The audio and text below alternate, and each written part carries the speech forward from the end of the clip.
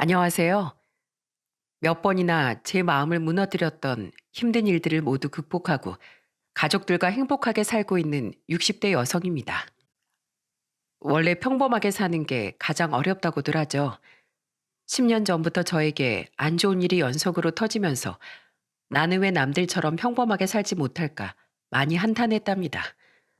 더군다나 저뿐만 아니라 딸아이의 마음을 다치게 하는 일까지 생기고 나니 세상이 참 밉더라고요. 하지만 세월이 흐르고 그 모진 풍파를 다 이겨내면서 지금은 남부럽지 않게 행복한 삶을 즐기고 있어요. 제가 이렇게 강한 힘을 얻을 수 있었던 건 다 사랑하는 제 딸아이와 듬직한 사위 덕분입니다. 제가 오늘 여러분께 해드릴 얘기는 우리 예쁜 사위에 대한 얘기예요. 제 배 아파 낳은 건 아니지만 이제는 제 아들이라고 할 수 있을 만큼 소중한 사위랍니다. 제 얘기를 들으면서 여러분들도 같이 울고 웃을 수 있는 시간이 되셨으면 좋겠어요. 그럼 제 이야기를 시작해 보겠습니다. 결혼 후 딸 하나, 아들 하나를 낳은 전 남편과 함께 서울 근교의 화훼단지에서 비닐하우스 하원을 운영했습니다. 그곳에서 꽃과 식물들을 팔며 두 아이를 키우고 대학에 보냈어요. 듬직한 체격에 부리부리한 눈매를 가진 남편은 남자다운 겉모습과는 달리 누구보다도 꽃과 식물을 사랑하는 여린 사람이었습니다. 저는 그런 남편과 함께 꽃향기와 플레움을 맡으며 살아가는 그 생활이 너무 행복했어요. 여보, 왜 그렇게 피식피식 웃어? 뭐 재밌는 일이라도 있는 거야? 아니, 당신이 그 소뚜껑같이 커다란 손으로 꽃에 물을 주고 있는 게 웃겨서 그렇죠.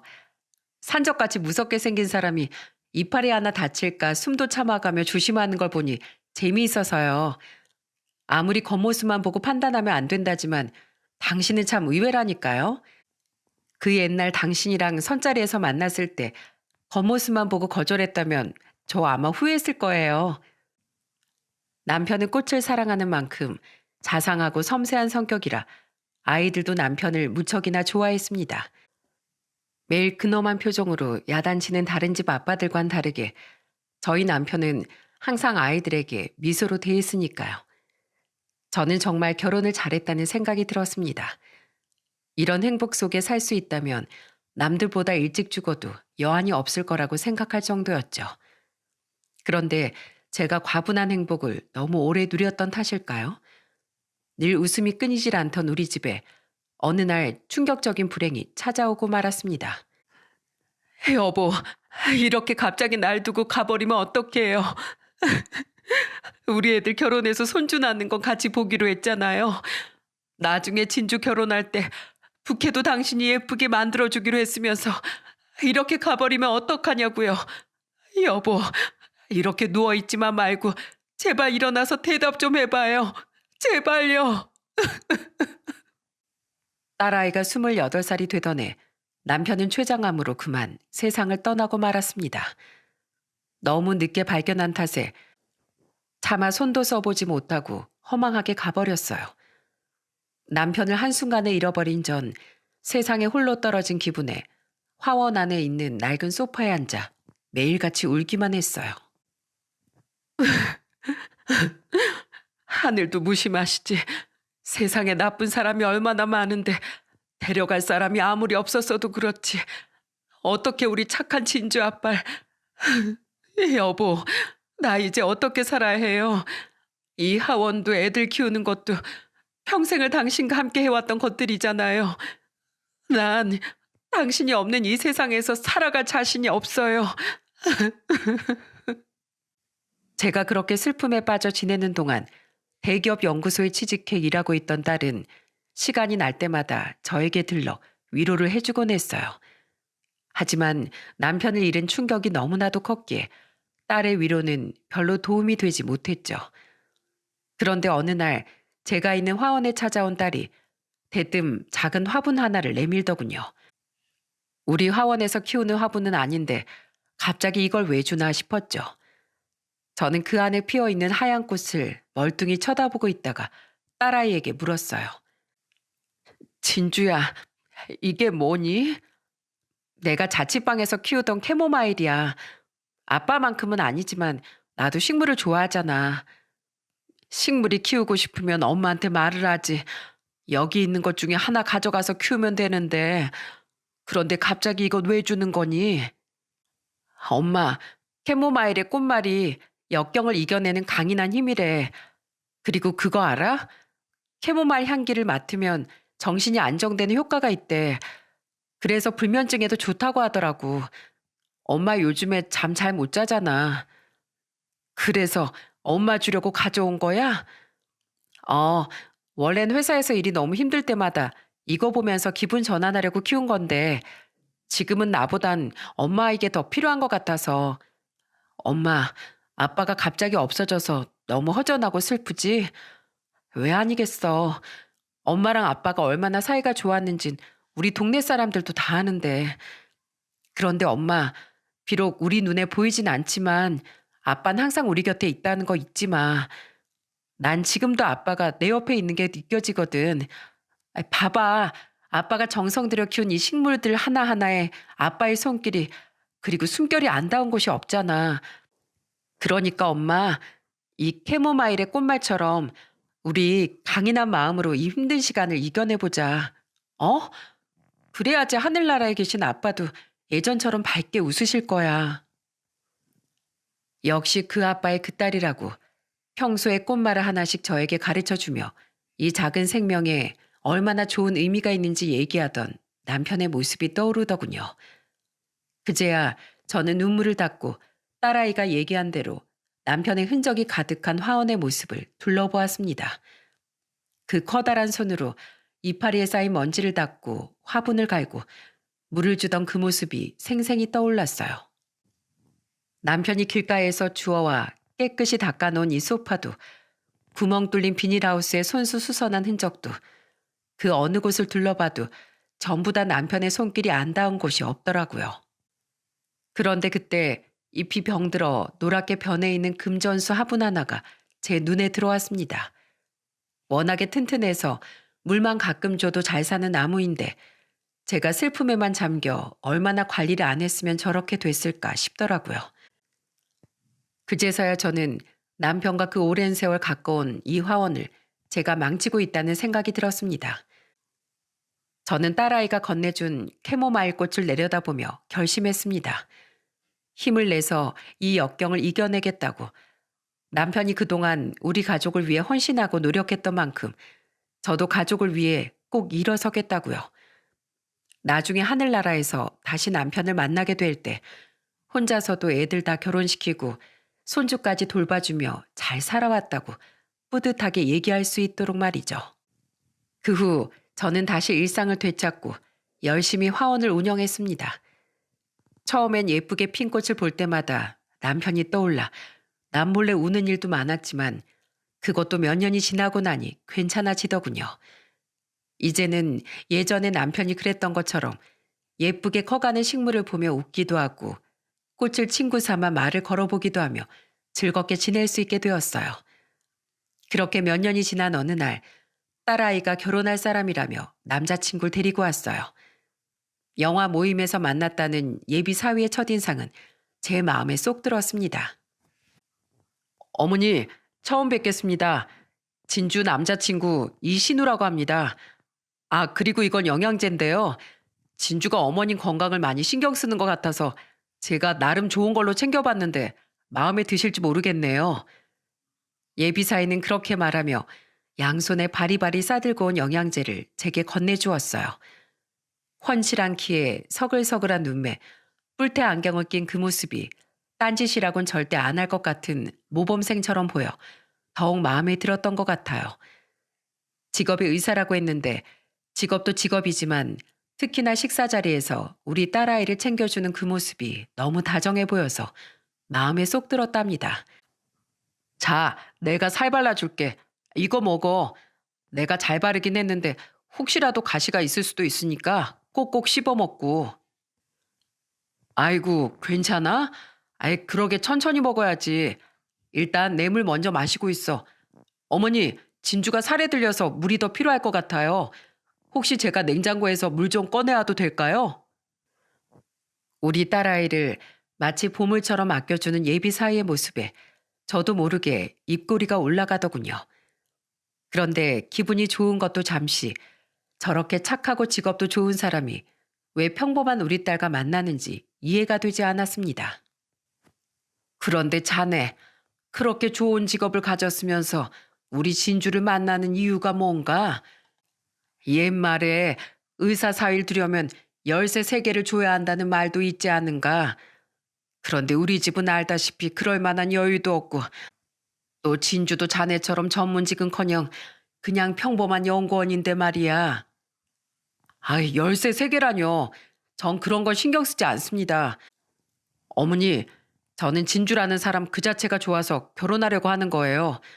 비록 진주가 저보다 나이는 몇 살 어리지만 존경할 만한 사람이라고 느꼈거든요. 그리고 대기업 연구원은 뭐 아무나 되나요? 전 진주가 열심히 공부하며 꿈을 향해 달려온 모습이, 그리고 연구원이 되겠다는 꿈을 이루고 나서도 나태해지지 않고 계속해서 노력하는 그 모습이 정말 멋있더라고요. 그런데 매일 연구에만 몰두해 자기 생활은 없을 것 같은데도 영화 모임에도 꾸준히 나오고 취미 생활까지 열심히 해내는 걸 보니 와, 정말 대단하더라고요. 이 사람은 정말 부지런하고 자존감이 높은 사람이구나 하는 생각이 들었다니까요.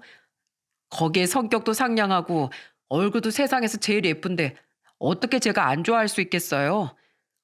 뭐라고? 세상에서 제일 예쁘다고? 진주가 아무리 내 딸이라지만 그건 아닌 것 같은데 너무 축혀 세워주는 거 아닌가? 에이, 축혀 세워주는 게 아니라 제 눈엔 정말로 세상에서 제일 예뻐 보여요. 세상에 어떻게 이렇게 완벽한 사람이 있을 수 있나 늘 궁금했는데 오늘 어머님을 뵙고 나니까 알 것 같아요. 진주가 어머님을 닮아서 이렇게 완벽했나 봐요. 저는 우리 딸아이를 너무나도 아껴주는 그 모습에 반하지 않을 수가 없었습니다. 고생한 저에게 하늘에 있는 남편이 내려준 선물이란 생각이 들 만큼 믿음직스러운 사윗감이었어요. 예비 사위는 그 후에도 딸아이와 함께 제가 운영하는 화원에 자주 놀러 왔습니다. 우와, 어머니, 이 꽃 너무 예뻐요. 아, 어디서 봤는데 식물들도 말을 알아듣는다고 하더라고요. 아마도 어머님이 워낙에 말씀도 예쁘게 하시고 심성이 천사같이 고우시다 보니 꽃들도 어머님을 닮아 이렇게 예쁘게 자라는 건가 봐요. 그쵸, 어머니? 듣기 좋은 말을 골라하며 제 기분을 좋게 만드는 건 기본이고 무거운 짐도 날라주고 식물 돌보는 일도 도와주며 정말 아들처럼 행동했습니다. 오히려 진짜 제 아들인 둘째 아이보다도 더 저에게 잘했던 것 같아요. 어느 날은 예비 사이가 주말에 같이 남이섬에 놀러 가자길래 오랜만에 화원 문을 닫고 남이섬으로 떠났습니다. 어머니, 원래 남이섬에 오면 이 춘천 닭갈비를 꼭 한번 먹어봐야 돼요. 닭갈비가 다 거기서 거기라고 말하는 사람도 있지만 그래도 기분 내는 맛으로 먹는 거잖아요. 제가 쌈 싸드릴 테니까 한번 드셔보세요. 아, 어때요? 드실만 하세요? 사이가 싸주는 춘천 닭갈비를 맛있게 먹고 남이섬에 들어가 기차도 타며 즐거운 시간을 보냈습니다. 메타색 화이어 나무가 양쪽으로 쭉 펼쳐져 있는 산책로에 들었었을 땐 가슴이 뻥 뚫리는 기분이 들었어요. 매일 식물에 둘러싸여 있으면서도 이런 자연 속에 들어온 건 오랜만이라 기분이 너무 상쾌하더라고요. 사위의 성화에 오리배도 처음 타보면서 동심으로 돌아간 기분까지 느끼고 나니 이 행복이 영원했으면 좋겠다는 생각이 들었습니다. 그런데 역시나 사람이 항상 행복할 수만은 없나 봅니다. 저에게 도저히 감당하기 힘든 불행이 다시 한번 찾아왔거든요. 어머니, 요즘 안색이 너무 안 좋으세요. 혹시 최근에 건강검진 언제 받아보셨어요? 나? 작년인가 재작년인가. 그런데 내 안색이 그렇게 안 좋나? 요즘에 개업화분 주문하는 손님이 많아서 피곤해서 그런 걸 거야. 어, 피곤해서 그렇다고 하기엔 낯빛이 너무 안 좋으세요. 혹시 모르니까 건강검진 꼭 받아보세요. 제가 일하는 병원에 제일 빠른 날짜로 예약해 드릴게요. 결국 사이가 근무하는 병원에서 건강검진을 받은 전 청천벽력 같은 소식을 듣게 되었습니다. 바로 제가 유방암 판정을 받은 거였어요. 비록 제일 가까웠던 남편이 췌장암으로 세상을 떠나긴 했지만 암이라는 건 남한테만 해당되는 얘기인 줄 알았습니다. 그런데 막상 제가 유방암에 걸렸다고 하니 눈앞이 너무 캄캄하더라고요. 여보, 내가 암이래요. 당신 떠나고 나서 우리 예쁜 진주랑 동우 시집장가 혼자서 보낼 생각에 걱정이었는데 이젠 그것마저 못해주게 생겼어요. 이제 어떡하면 좋아요. 애들한테 부모를 잃는 고통을 어떻게 또 준단 말이에요. 하늘도 무심하시지. 당신을 암으로 데려간 것도 모자라 나한테까지 암이라니. 역시나 그런 저를 딸과 예비 사이는 시간 날 때마다 찾아와 위로해 주더군요. 그리고 얼마 후 저는 예비 사이가 일하는 병원에서 암 수술을 하게 되었습니다. 예비 사이가 정성껏 챙겨준 덕분인지 저는 수술을 무사히 끝낼 수 있었어요. 항암 치료를 받기 시작하며 머리카락이 숭덩숭덩 빠지는 바람에 결국 머리를 밀어야 했지만 수술이 잘 끝났다는 사실만으로도 만족하기로 했죠. 여전히 예비 사이는 딸과 함께 저에게 주기적으로 찾아와 제 건강을 틈틈이 챙겼습니다. 그런데 시간이 갈수록 한 가지 의문이 생기더군요. 딸아이가 결혼할 사람이라며 데려온 게 벌써 몇 년 전인데 아직도 결혼에 대해 아무런 진척이 없었거든요. 자꾸만 결혼을 미루는 것 같은 이상한 느낌에 예비 사이에게 단도직입적으로 물었습니다. 자네, 우리 진주랑 결혼한다면서 도대체 언제 결혼할 생각인가? 이제 둘 다 나이도 찰 만큼 찼는데 얼른 인사도 드리고 상견례도 해야지. 내가 혹시나 걱정돼서 묻는 말인데 혹시 사돈댁에서 이 결혼을 반대하나? 그러자 예비사위는 말없이 고개를 푹 숙이더군요. 마치 죄 지은 사람처럼요. 알고 보니 사돈댁에선 자기 아들이 우리 딸과 만나는 걸 극구 반대하고 있는 상황이었더라고요. 병원장인 바깥사돈이 워낙 깐깐한 성격이라 재벌집 딸이나 사짜 직업 여자가 아니면 며느리로 취급도 안 해주겠다고 했답니다. 저희 딸은 이 사실을 이미 알고 있었지만 제가 속상해할까봐 말하지 못했다네요. 그래도 예비사이가 우리 딸을 사랑하는 마음이 어찌나 컸는지 이런 상황에서도 딸아이를 속이지 않고 뭐든지 솔직하게 말했답니다. 아, 정말 미치겠다, 진주야. 아무래도 이번에 또 아빠가 만든 선자리에 나가야 할 것 같아. 아빠랑 친한 병원장 딸이라나 뭐라나. 난 정말 가기 싫은데 어차피 결혼은 너랑 할 건데 왜 자꾸 다른 여자랑 선을 봐야 하는지 모르겠어. 진주야, 차마 부모님 말씀을 거역하지 못하는 바보 같은 날 용서해줘. 비록 어쩔 수 없이 선자리에 나가지만 나한텐 너밖에 없는 거 알지? 절대로 네가 아닌 다른 여자랑 결혼하는 일은 없을 거라고 약속할게. 나중엔 참다 못한 예비 사이가 결혼을 반대하는 부모님에게 폭탄 선언까지 했다고 하더라고요. 엄마, 아버지, 저 더 이상 선 안 보겠습니다. 저번에도 말씀드렸지만 전 사랑하는 사람이 있어요. 그 사람과 결혼해서 가정을 꾸릴 거고 아이도 낳아 행복하게 살 거예요. 그러니까 다신 저에게 선보라는 얘기 하지 마세요. 하지만 그 말에도 불구하고 예비사도는 여전히 결혼을 강하게 반대했다고 합니다. 저는 너무 속상했지만 현실이라는 벽이 너무 높아 어떻게 할 수 있는 방법이 없었어요. 그런데 어느 날 정말 뜬금없게도 예비사돈 측에서 먼저 상견례를 제안해 오더라고요. 몇 년 동안 그렇게 극심하게 반대를 해오던 분들이 왜 갑자기 상견례를 하자고 하는지 이해가 되지 않았습니다. 하지만 저는 어떻게든 딸을 결혼시켜야겠다는 생각에 항암 치료 때문에 머리가 다 빠진 흉한 모습을 가발로 감추고 옷도 잘 갖춰 입고 나갔습니다. 그런데 결혼 얘기를 나누는 줄 알았던 그 상견례 자리는 제 인생 최악의 지옥이 되고 말았습니다. 사돈 내외는 절 보자마자 고개만 까딱하더니 말없이 밥만 깨작깨작 먹더군요. 저와 제 딸아이를 위아래로 훑어보고 숟가락을 테이블에 쾅쾅 소리나게 놓으며 불만 있는 티를 계속 냈습니다. 저는 어떻게든 분위기를 풀어보려고 웃으며 말을 걸어봤지만 대답도 하지 않더군요. 그러던 그때 예비 안 싸더니 반찬을 집어먹던 젓가락으로 제 머리를 가리키며 물었습니다. 딴 건 얘기할 필요도 없고 그 머리 말이에요. 혹시 가발이세요? 그러고 보니 눈썹 숱도 없는 게 설마 암이나 뭐 그런 건 아니죠? 예? 갑자기 그게 무슨... 갑작스런 질문에 저는 어떻게 대답해야 할지 몰랐습니다. 어쨌든 사돈지간이 될 마당에 알 건 알아야 하니 유방암 수술을 했고 항암 치료 중이라고 말하려고 하는데 예비 안사돈이 제 얘기는 듣지도 않고 자기 할 말만 줄줄 늘어놓더라고요. 아니 집안에 암 환자가 있으면 재수 없잖아요. 그쪽도 아시죠? 암이 유전인 거. 보아하니 돌아가신 그쪽 남편분도 췌장암이었다면서요. 그래서 말인데요. 정이 결혼시키고 싶으면 나중에 문제 생기지 않게 확실하게 증명하시죠. 저희한테 그쪽에 10년간의 건강기록질 제출하세요. 그리고 예비 며느리 또한 건강기록진 물론이고 산부인과 검진 내역, 금융 관련 자료도 전부 다요.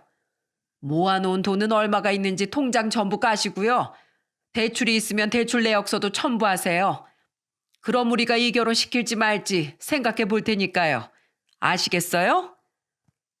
제 딸이 무슨 면접을 보고 취업을 하는 것도 아니고 결혼시키는데 그 많은 서류를 제출하라뇨.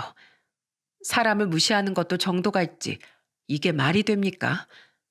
결혼을 시키기 싫으면 그냥 싫다고 얘기하지.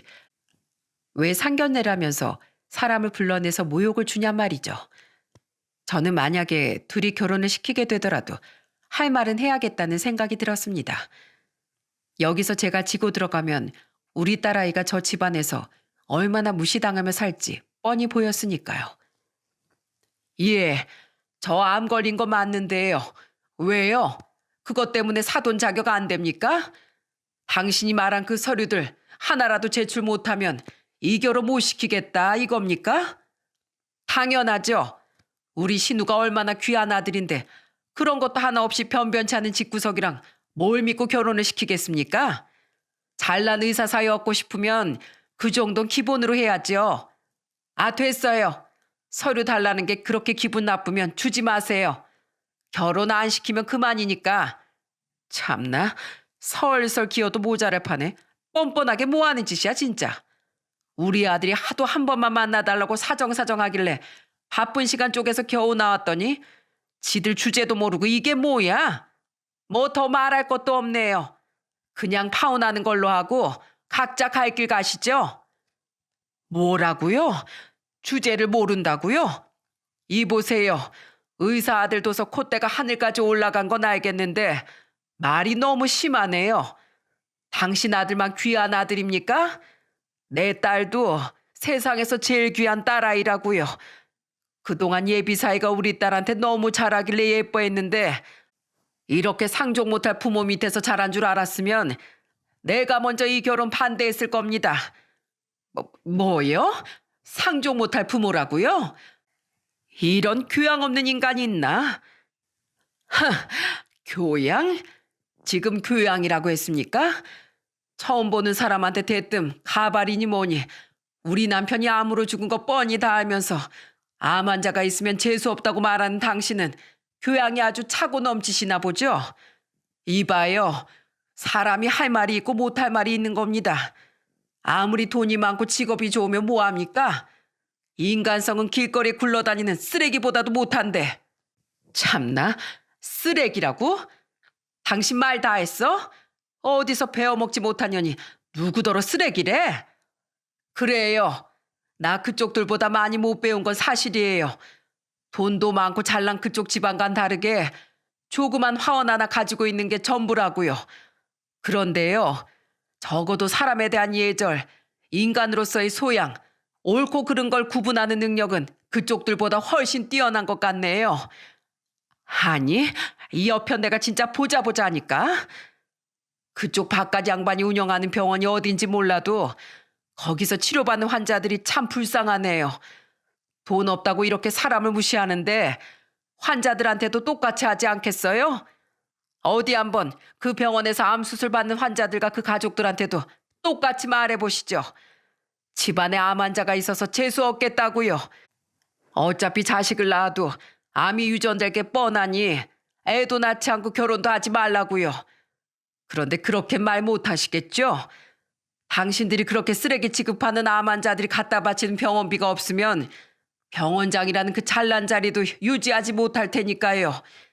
마음 같아선 그쪽 머리를 다 잡아뜯어 저처럼 대머리를 만들어주고 싶지만 제 딸아이 생각해서 이쯤에서 참는 걸 다행으로 생각하세요. 그래요.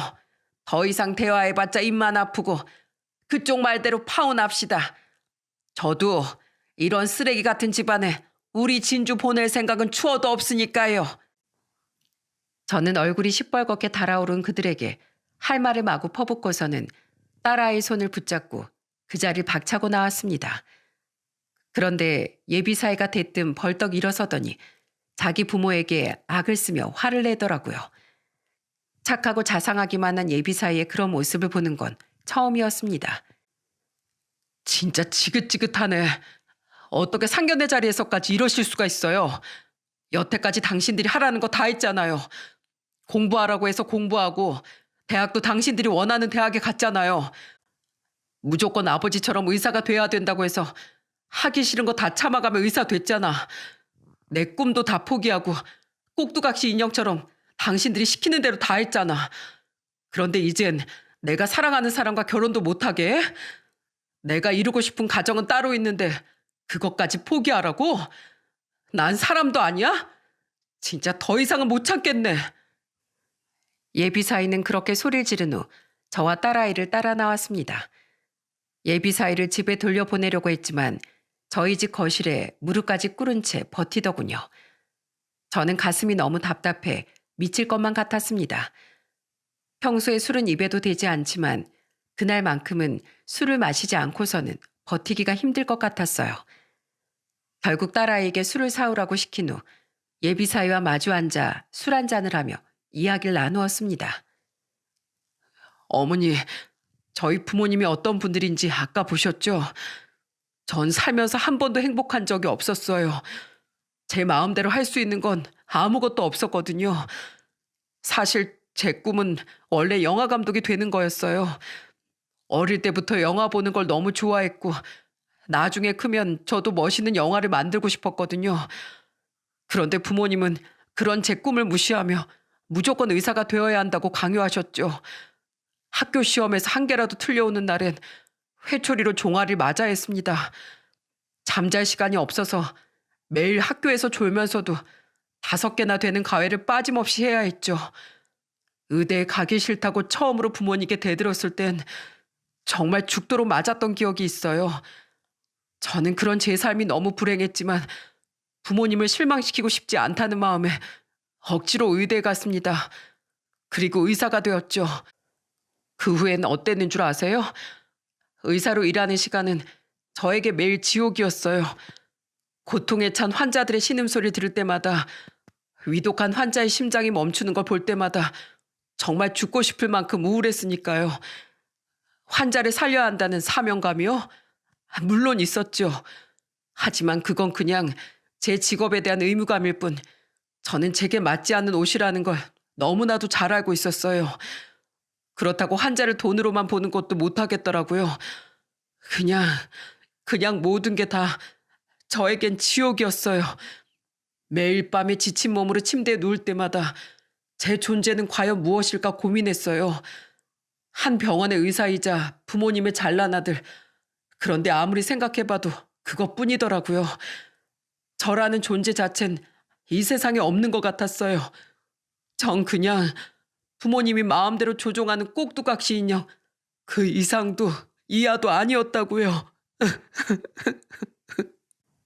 손까지 바들바들 떨며 서럽게 우는 예비사이의 모습을 보자 너무 안쓰러워 제 가슴이 찢어질 것만 같았습니다.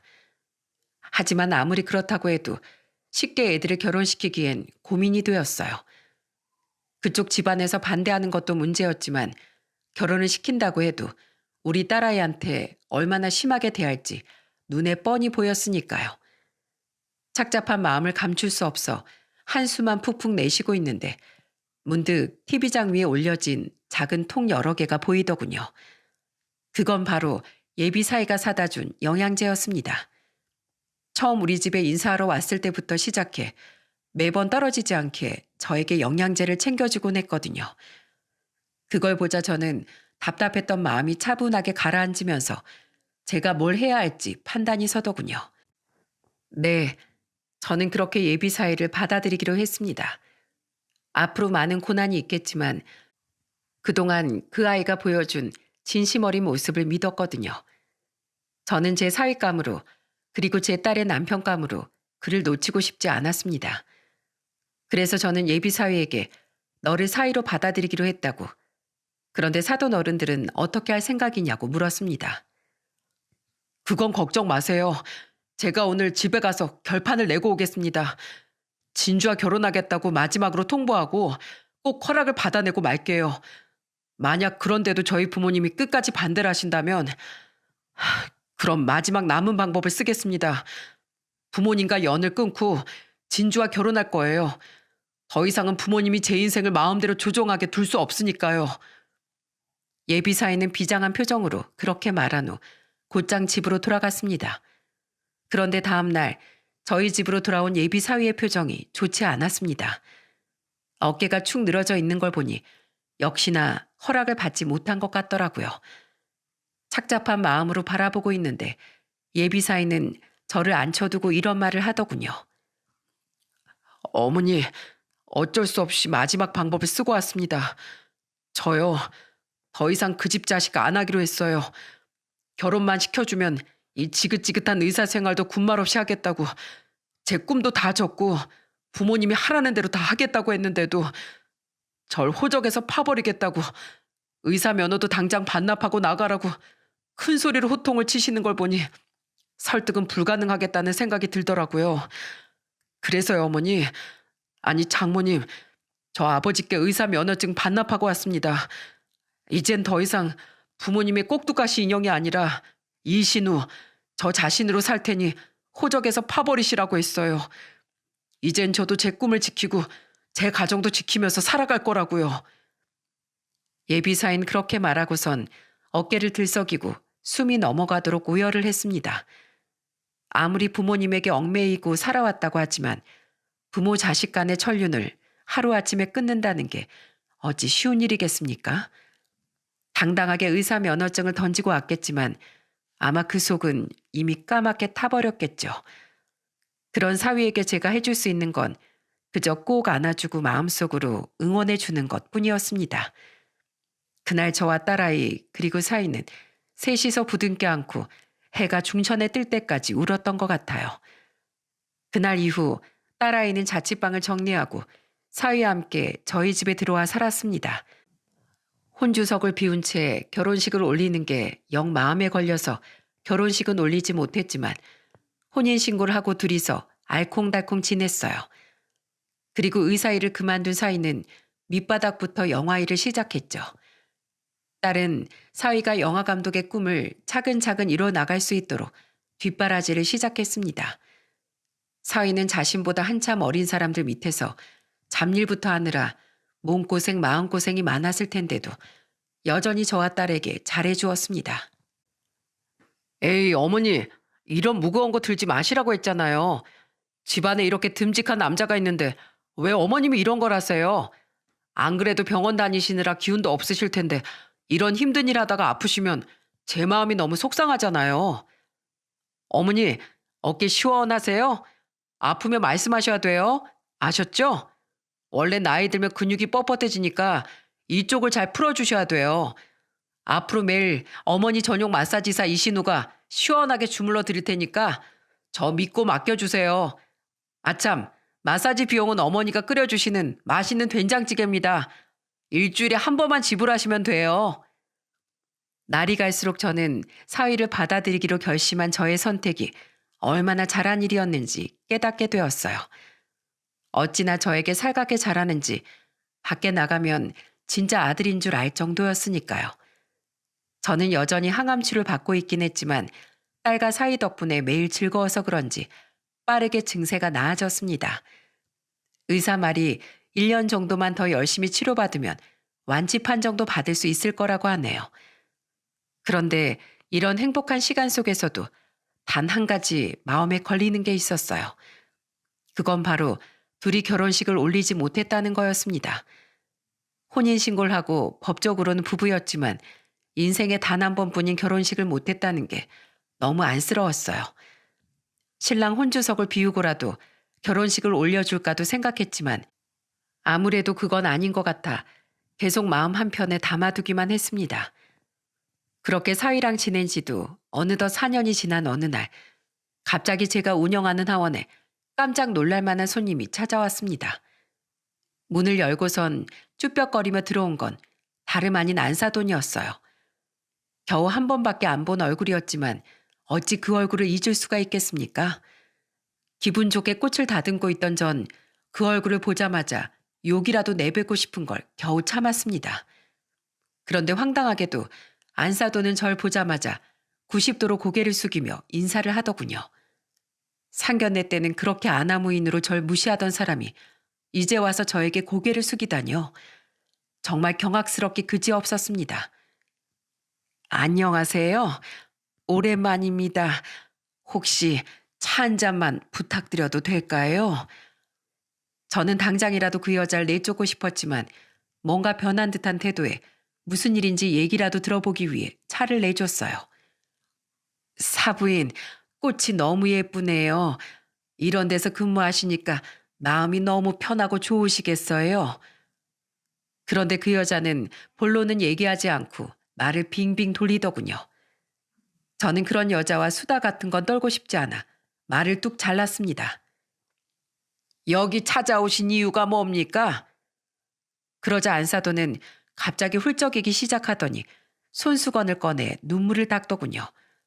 그리고 잠시 후 안사돈의 입에서 나온 말은 조금 충격적이었어요. 사부인, 제가 너무 자식 마음을 몰라줬습니다. 어미로서 아들을 보듬어주지 못할 망정 너무 제 욕심만 부렸어요. 사실 4년 전 그때 우리 아들이 의사가운을 벗어던지고 나가버리길래 그냥 홧김에 투정 부리는 거라고만 생각했어요. 그런데 며칠이 지나고 몇 주, 아니 몇 달이 지나도 집에 들어오지 않더군요. 저는 아들을 잃었다는 생각에 죽고만 싶었습니다. 아들은 제 전화를 받지도 않고 제가 남긴 문자에 답장도 하지 않았어요. 아들이 너무 보고 싶어서 제가 먼저 이 집에 찾아오고 싶은 적도 여러 번 있었지만 그랬다간 제가 이 집에 무릎을 꿇는 것 같은 기분이 들어 괜한 자존심에 먼저 찾지도 않았습니다. 그냥 무작정 기다리기만 했어요. 언젠간 돌아올 거라고 믿었으니까요. 그런데 왜 이제 와서 찾아온 겁니까? 사실 제가 지금 몸이 많이 안 좋습니다. 몇 달 전에 병원에서 검사를 했는데 폐암이라네요. 집안에 암 환자가 있으면 재수 없다고 사부인께 막말을 퍼부었던 제가 도리어 암 환자가 되어버렸어요. 그런데 저도 알아요. 저는 암에 걸려도 싼 나쁜 인간이라는 것을요.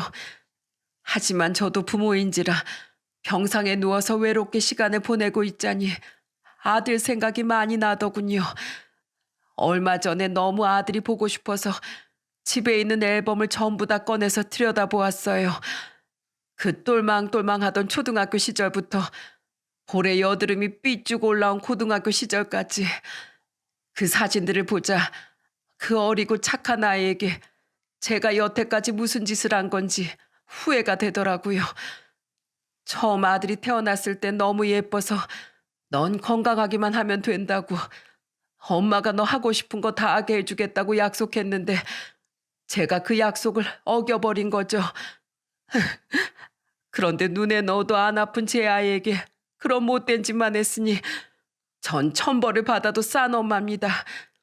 죽기 전에 우리 아들을 만나 사과라도 할 수만 있다면 소원이 없을 것 같습니다. 사부인, 우리 아들을 한 번만 만나게 해주시면 안 될까요? 딱 한 번만요. 제가 이렇게 무릎을 꿇고 빌겠습니다. 제발 부탁드려요.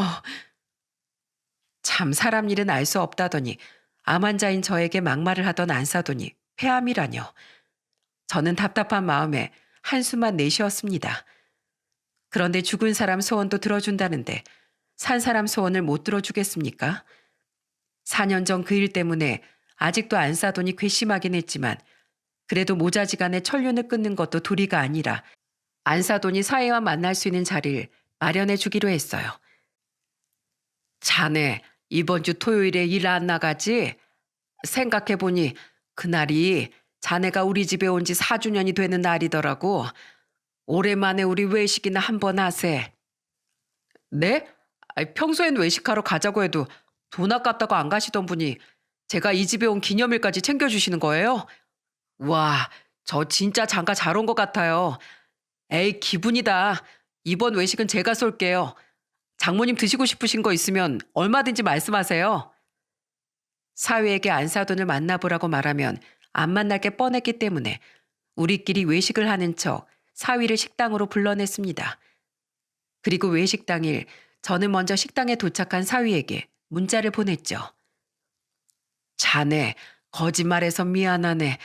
그 자리에 가면 자네를 기다리는 사람이 있을 거야. 불편하겠지만 오늘만 참고 대화를 나눠보게. 그리고 저는 딸아이와 함께 식당 옆방에서 그 둘의 대화가 끝나길 기다렸습니다. 방음이 잘 안 되는지 대화가 여기까지 들리더라고요. 여긴 어쩐 일이세요?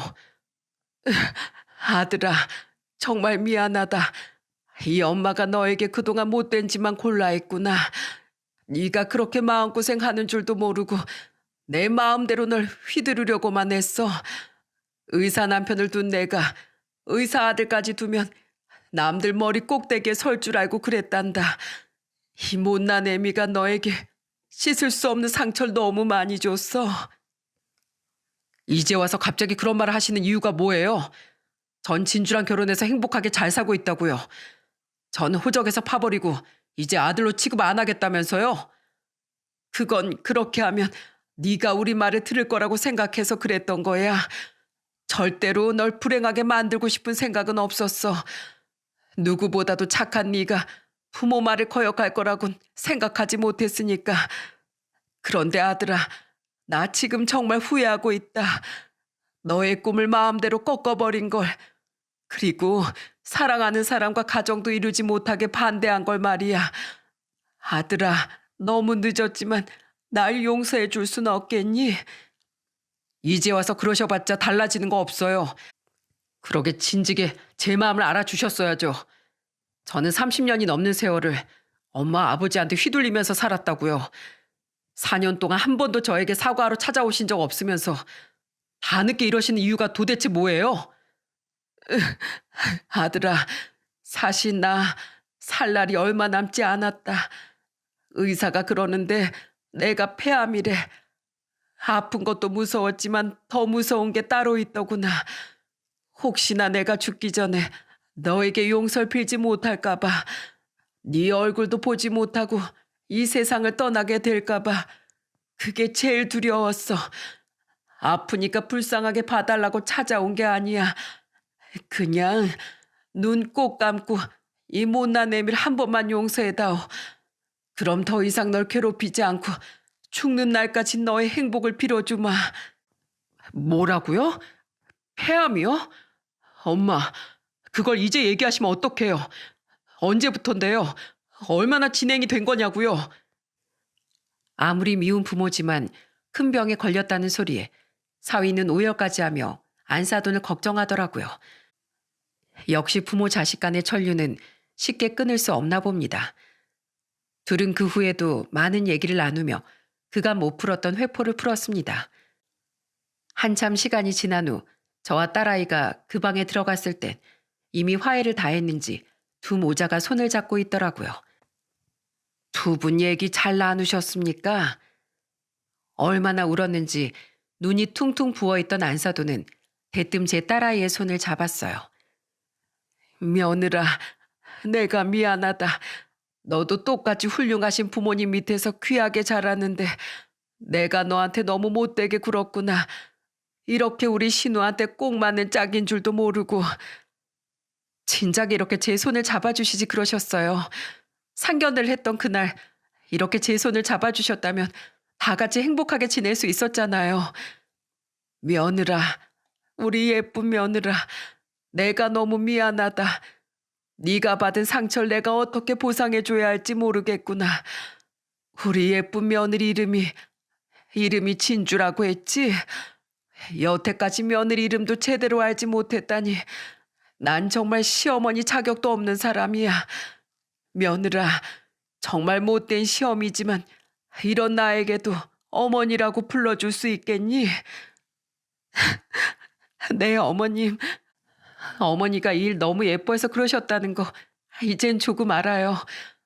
그러니까 우리 이제 과거에 있던 일은 잊고 다 같이 행복하게 살아요. 제 딸이 드디어 그 집안의 며느리로 인정받은 순간이었습니다. 그때를 생각하면 아직도 눈물이 울컥 나옵니다. 그 후로 모든 것이 변했습니다. 박가사돈도 아들과 4년 동안 떨어져 살면서 많은 것을 반성했다며 우리에게 찾아와 정중하게 사과를 했어요. 저도 자식둔 부모의 마음을 알기에 지난 일은 잊고 애들의 앞날만 축복해 주기로 했습니다. 그리고 이제는 신랑 혼주석을 채울 수 있게 되었으니 못했던 아이들의 결혼식을 올려주기로 했어요. 양가 어머님의 화촉 점화가 있겠습니다. 화촉 점화. 악연이었던 안사돈과 다정하게 손을 맞잡고 단상 위에 있는 초에 불을 붙이던 그 순간은 저에게 정말 꿈만 같던 순간이었습니다. 그 먼 길을 돌아 드디어 아이들의 앞날을 제대로 축복해 줄 수 있었으니까요.